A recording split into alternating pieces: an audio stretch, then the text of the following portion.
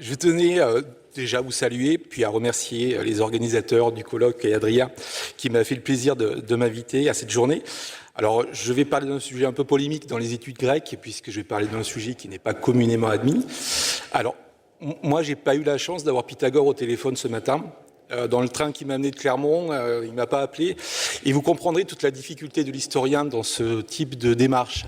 C'est-à-dire qu'on n'a pas de vision, enfin, on n'a pas de témoignage direct. On passe par des témoignages qui sont souvent postérieurs. Et donc, ça contribue à rajouter de la difficulté à l'étude, notamment du chamanisme grec et du chamanisme en tant que donnée historique. Donc, il faut bien s'en rendre compte. Donc, le point de départ de mon étude va être l'ouvrage de Rhodes, qui a été publié entre 1890 et 1894. Rhodes, qui était un ami de Nietzsche, et qui a publié son ouvrage Psyché, qui amorce une réflexion, qui est vraiment une somme sur véritablement le fait que pour les Grecs, l'âme était considérée comme immortelle et pouvait voyager. Donc c'est véritablement le point de départ, car chez les Grecs, l'âme voyage après la mort. On le verra en dernière partie si j'ai le temps, mais aussi chez certains personnages, durant la vie de ces personnages. Et ces personnages-là, Dodds les a nommés les chamans grecs. Donc on va reprendre cette dénomination. Alors moi j'ai utilisé la dénomination de Théos Aner. On va voir qu'on peut en utiliser d'autres. Les Grecs n'étaient pas très fixés sur le vocabulaire qui touche leur irrationnel. On le voit pour le terme de magicien. Souvent il empruntait à l'étranger d'ailleurs. Ils considéraient que les phénomènes magiques étaient quelque chose qui leur était extérieur, mais c'est commun à d'autres peuples. Donc le vocabulaire reste encore très flou. C'est avec d'autant plus de plaisir que j'évoque ce sujet du voyage de l'âme, puisque on est aujourd'hui rentré dans une ère où on est dans un monde qui va rétrécir. On est dans un monde rétrécissant. Et l'âme permet de s'évader. Donc c'est d'autant plus un plaisir pour moi. Donc je reviens un instant sur l'expression de Théos Aner qui a été employée et qui désigne un certain nombre de personnages qui peuvent être des prophètes, des hommes inspirés, des individus. Je vous montre le plan avant, voilà, qui sera en 3 parties avec ce personnage de Théos Aner, puis l'influence sur la philosophie grecque et une dernière partie sur les âmes voyageuses et les âmes errantes dans la pensée populaire. Donc, je reviens sur le terme de Théos Aner, qui regroupe effectivement tout un nombre de réalités, avec des personnages qui passaient par le stade de devin, de purificateurs, d'hommes inspirés, et qui étaient des hommes qui avaient un charisme et qui avaient surtout un rôle d'intermédiaire. On le voit, ils jouent un rôle d'intermédiaire entre le monde des vivants et le monde des morts. Et on le retrouve concrètement dans un autre terme, qui est le terme de goète. Ce terme de goète, il vient du grec goao, qui signifie gémir, se lamenter. Et on voit très bien que dans ce terme, les goètes étaient considérés comme des personnages qui prononçaient une plainte rituelle vis-à-vis des défunts et qui étaient capables de rappeler l'âme des défunts, notamment Darius. On a dans certaines pièces d'Échille la reprise de ce terme de goète où on se lamente et on fait revenir l'âme de Darius. Et donc véritablement se met en place ce terme qui était un pendant. Il y a aussi plus tard le terme de iatromancien qui est apparu, qui vient de guérisseur et de prophète. Et là aussi, ce type de personnage est lié à Apollon. On va voir que les liens d'Apollon sont nombreux avec l'Hyperborée. Alors, de là à voir la Sibérie, il n'y a comme pas, mais se trouvent rattachés à ce type de personnages, des personnages qui appartiennent au mythe.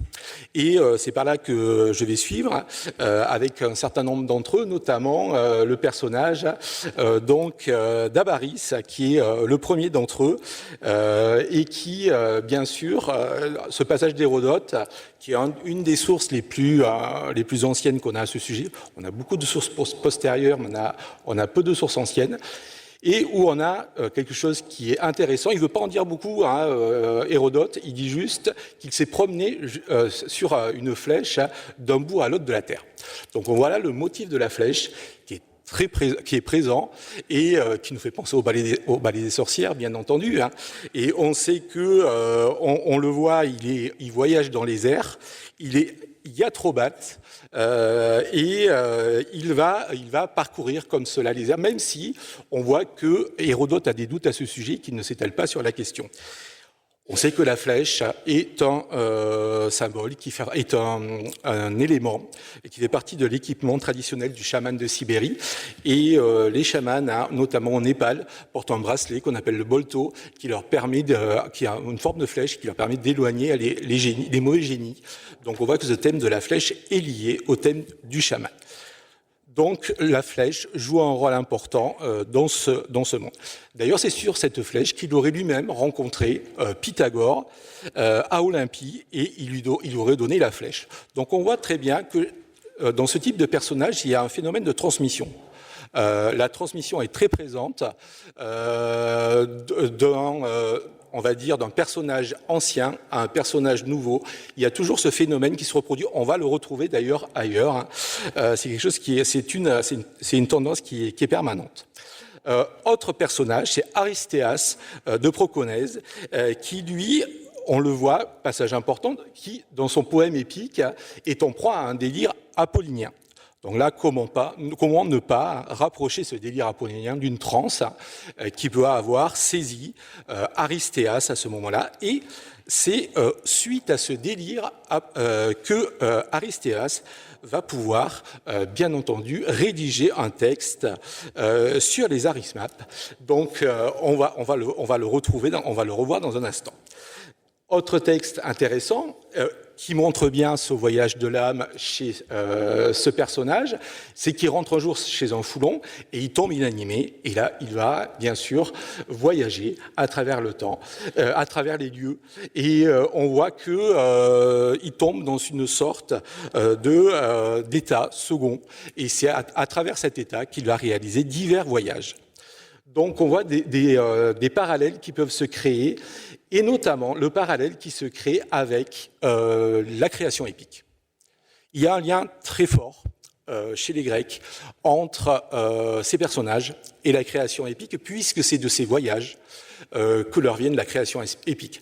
Alors chez les Grecs, ils peuvent être écrits, et on peut penser que dans un temps plus ancien, c'était à l'oral, et tout un pan de la création épique viendrait chez les Grecs à l'origine de cette tradition et de ce type de personnage, notamment quand on regarde un peu plus dans le détail. J'avais travaillé un personnage qui était le personnage de Circé, qui a beaucoup de ressemblances avec les épouses célestes des chamans sibériens, et quand on voit le rôle qu'elle joue au niveau aussi bien érotique que de guide auprès d'Ulysse, il y a véritablement un parallèle qui peut se créer. Autre personnage pour avancer et pour ajouter des éléments, hein, cette fois-ci c'est Hermotimos de Clazomène, et on voit que son âme l'a quitté plusieurs fois et voyageait toute seule, puis revenait et occupait à nouveau le corps et ressuscitait. Donc on voit très bien que on n'a pas un témoignage qui est isolé chez les Grecs, on a une série de témoignages qui nous permettent de voir que ce personnage est quand même une constante et qu'il revient à travers différents portraits de personnages. Un peu plus loin, on a Épiménide aussi, qui lui pénétra dans une grotte pour dormir et ne la quitta plus. Et là, on a une sorte d'enseignement qui est reçu dans cette grotte, qui peut être donné à cette occasion. Donc, au terme de cette présentation de ces premiers chamans grecs, que retenir finalement ?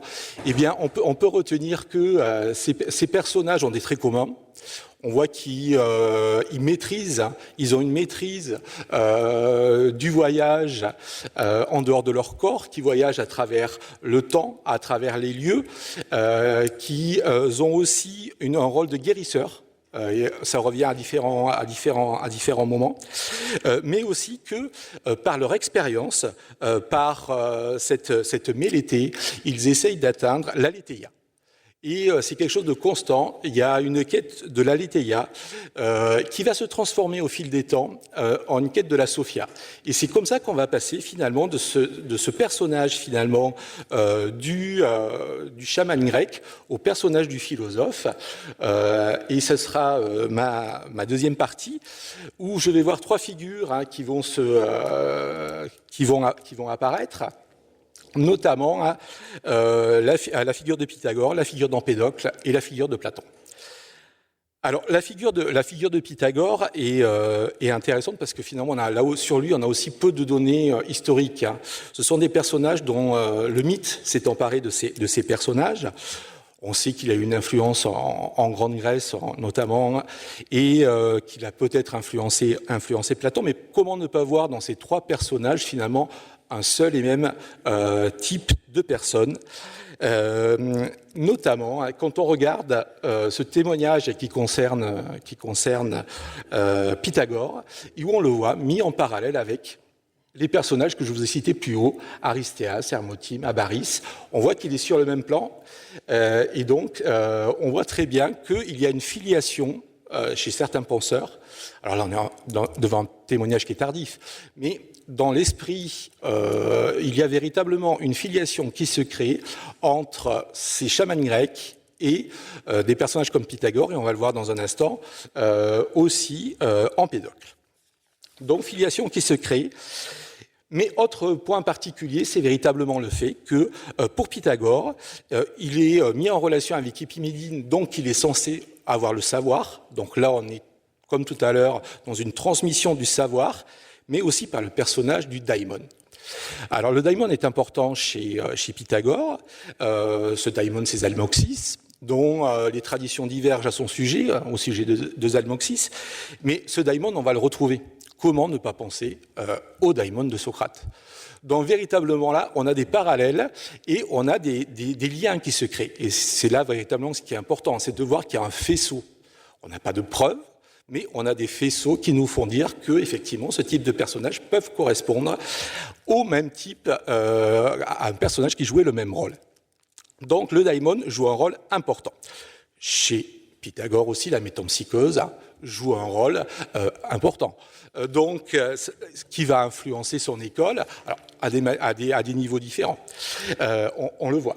Autre personnage qui a influencé, c'est Empédocle, avec ce long passage que je reprendrai pas, mais dans lequel on peut retrouver un certain nombre d'éléments dans lesquels on voit très bien se dégager un homme divin. Et c'est cela aussi qui a d'important, aussi bien chez Pythagore que chez Empédocle, c'est cette volonté, chez ce type de personnage, mais c'était vrai auparavant, de se mettre sur le même plan que la divinité, de devenir Dieu, à des moments parfois différents. Mais il y a une volonté d'être eux-mêmes divins, d'accéder au divin. Donc c'est une constante, et on le voit notamment par la dernière ligne qui ramènera de l'Hadès le principe de vie d'un homme mort. Donc véritablement, il y a ce voyage qui est fait, enfin cette possibilité qui est faite à Empédocle. Autre point pour Empédocle, c'est le fait, on le voit dans cet extrait, qu'il était aussi influencé par les démons. Chez Empédocle, les démons seraient des âmes individuelles qui transmigrent et l'interprétation qui a été faite par Marcel Létienne, qui a consacré un important article à la démonologie d'Empédocle, c'est le pouvoir fondamental de ces démons qui permettait le passage entre mort et vivant. Donc il y a un rôle évident chez Empédocle. Dernière influence, c'est celle qu'on peut retrouver chez Platon, avec bien sûr le mythe d'Herle le Pamphilien. Et là, bien sûr, on voit bien sûr une sorte d'hybridation chez Platon de toutes ces idées, alors teintées d'un certain rationalisme, mais on a un axe qui n'est pas sans rappeler d'autres civilisations. Donc on a véritablement des traits communs et le fait que ces âmes, effectivement, voyagent tout autour de cet axe avec un jugement qui peut apparaître aussi. Mais on le voit, très rapidement, cette philosophie va toucher aussi les couches de la société. Et on voit très bien dans ce passage qui est un peu long, mais ce qui nous intéresse, c'est plutôt la fin, c'est de voir véritablement combien l'âme est liée à l'aile. Chez les Grecs, on voit très bien qu'il y a un lien qui est fait. Elle est représentée sur les vases grecs, on va le voir dans un instant, sous la forme d'un génie ailé, d'un eidolon. Et il va être aussi représenté plus tard sous la forme de petits corps, de petites libellules qui ont des ailes, de papillons. On va le voir dans un instant. Et l'appareil ailé de l'âme, on va le retrouver dans un instant. C'est Aristote qui va créer le passage avec, bien sûr, le papillon. Alors, les âmes voyageuses et les âmes errantes dans la pensée populaire, on le retrouve déjà chez Homère. Quand Homère note le terme de la mort enveloppa Hector, son âme s'envolant de ses membres, s'en alla jusqu'à la Hadès, gémissant sur son sort, abandonna vigueur et jeunesse. On voit très bien que c'est une âme ailée qui quitte son corps. Autre extrait, là aussi, du même, où on voit vers la fin les âmes s'avancer en troupe, jetant de petits cris aigus. Donc on voit que véritablement, dans le monde grec, l'âme qui quitte le corps est une âme ailée. Cette âme, elle a besoin, bien entendu, d'être guidée. Cette âme, elle va être guidée. Alors, je vais vous montrer, voilà, les représentations sur les vases. C'est intéressant, vous voyez aussi une évolution qui va s'installer entre les âmes qui quittent les corps et puis celles qui vont gagner l'Hadès, et on les voit très, très bien, cette notion de papillon qui va s'imposer à l'époque hellénistique d'âmes voyageuses en fait. L'âme, elle a besoin d'être guidée pour gagner le monde d'en bas, notamment à travers les tablettes orphiques. Alors là aussi, il y aurait sujet à discussion, ça mériterait une journée d'études que sur les tablettes orphiques, mais on voit très bien qu'il y a une volonté de guider l'âme, donc que l'âme est bien voyageuse après la mort pour les Grecs. Point sur lequel je vais terminer, c'est véritablement les tablettes de De Fictio, parce que c'est un sujet qui me tient aussi à cœur, les magiciens. Finalement, les lointains héritiers des chamans grecs dont on a parlé tout à l'heure, les magiciens vont utiliser ce voyage de l'âme. Ils considéraient en fait que les défunts n'avaient pas fini leur temps sur Terre et continuaient à errer pour certains d'entre eux. Alors, c'était des âmes bien particulières, ça avait plus ou moins été théorisé, mais on verra que l'archéologie n'a pas confirmé la chose. C'était les personnes qui étaient mortes avant l'heure, les enfants. C'était les soldats qui étaient morts au combat. Et on allait utiliser ces âmes on parle de Aoroi, de Biaotanatoi, et on va utiliser ces âmes véritablement pour leur faire accomplir des charmes magiques, des envoûtements. Et là, on est dans le cas de tablettes de De Fictio. Les tablettes de De Fictio, vous en avez des milliers qui ont été découvertes dans le monde méditerranéen. Là, on a une tablette attique, c'est pour vous montrer l'ancienneté. Et on voit très bien qu'on va utiliser l'âme du défunt pour lui faire accomplir l'envoûtement. C'est donc l'âme du défunt qui n'est pas apaisée, qui va accomplir le sort et qui va finalement se plier à la volonté du magicien qui lui donne, qui inscrit sur la tablette de plomb, les tablettes étaient en plomb, parce que le plomb, ça rappelle le monde d'en bas. En plus, il y a un côté pratique. Derrière le côté symbolique, il y a toujours un côté pratique. Le plomb, c'était assez facile à se procurer par les canalisations, tout simplement. On pouvait s'en procurer et facile à graver. Donc, il y avait un côté pratique. Donc, on pliait ces tablettes de plomb et on les déposait, alors de manière préférentielle dans une tombe, dans le tube à libation. On le faisait tomber dans le tube à libation et ça tombait dans la tombe et c'était au défunt de l'accomplir. Il en existe des milliers de cas. Il en a été découvert encore très récemment, il y a quelques mois à Orléans. Et les tablettes d'Orléans elles ont la particularité d'être en gaulois. Donc, ce qui est assez rare. Et vous avez un autre cas de tablette, là, à l'aide des morts prématurées. Donc, on voit bien qu'on s'appuie sur un type bien particulier de défunt. Et vous avez le cas peut-être le plus abouti, qui est conservé au Louvre, de cette tablette, avec cette figurine d'envoûtement, et où là aussi on fait appel à un mort pour accomplir et pour lui faire endurer véritablement tous les sorts. Alors notez que les aiguilles ne sont pas placées n'importe où. Elles ne sont pas placées pour enlever la vie, mais pour enlever l'essence. Donc, voilà l'exemple le plus abouti, mais on voit très bien par les tablettes de Defixio combien les morts étaient utilisés par les magiciens, les morts avant l'heure. Alors, voilà, seul bémol, Véronique Dazen a bien montré que, notamment, les tombes d'enfants, on a très rarement le contexte archéologique, notamment pour les anciennes tablettes, mais les tombes d'enfants étaient très peu utilisées pour les tablettes de Defixio. Donc, finalement, il y a des limites. Il y a la théorie et la pratique. On utilisait la tombe qu'on trouvait. Était utilisée la tombe qu'on trouvait, mais c'était le défunt. On les mettait aussi dans des puits, on les mettait aussi au pied de temples, mais de manière préférentielle dans des temples. Donc, ça me permet de conclure, notamment par ces magiciens, dont une des ambitions, on a de très beaux papyrus magiques, et une des ambitions des magiciens gréco-romains, c'était d'acquérir un parédros. Et comment ne pas penser au daimon de Socrate ou au daimon d'Empédocle, quand on parle de parédros, qui était cet être divin qui devait venir l'assister. Je vous remercie pour votre écoute. Merci.